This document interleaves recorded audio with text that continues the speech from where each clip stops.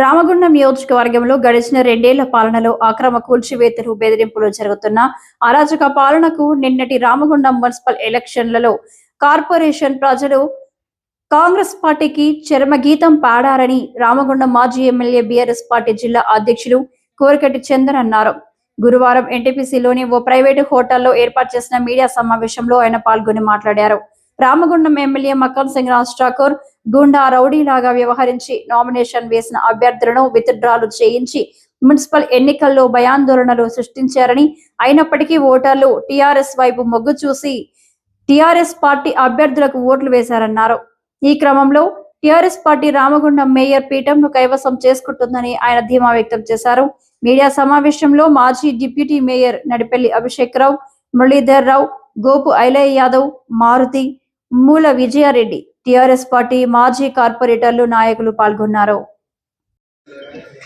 Ramagundam corporation లో TRS party అభ్యర్థులుగా పోటీ చేసి ప్రజల మన్ననలు పొంది 13వ తారీఖు వచ్చేటువంటి ఫలితాలలో కార్పొరేటర్లు కాబోతున్నటువంటి నాయకులకు, కార్పొరేటర్ల అభ్యర్థిగా పోటీ చేసినటువంటి మిత్రులకు హృదయపూర్వకమైనటువంటి అభినందనలు, శుభాకాంక్షలు తెలియజేస్తూ రామగుండం కార్పొరేషన్లో ప్రజాస్వామ్యం కూని అయిపోయింది.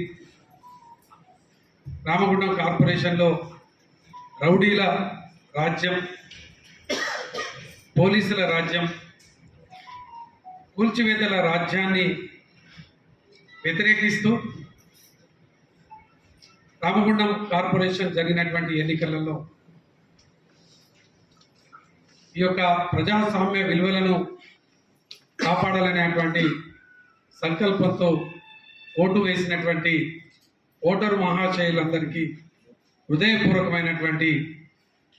కృతజ్ఞతలు తెలియజేస్తూ ఈ యొక్క ఎన్నికలలో ఇంత భయాందోళనల మధ్య, ఇంత బెదిరింపుల మధ్య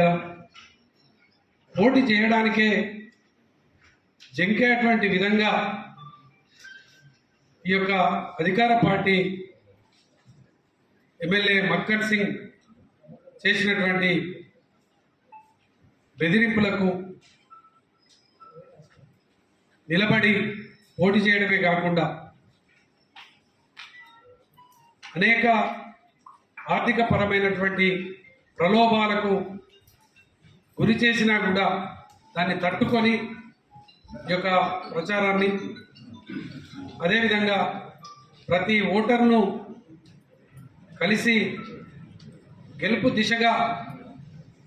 వెళ్తున్నటువంటి బీఆర్ఎస్ పార్టీ అభ్యర్థులను హృదయపూర్వకంగా ఈ సందర్భంగా అభినందనలు తెలియజేస్తూ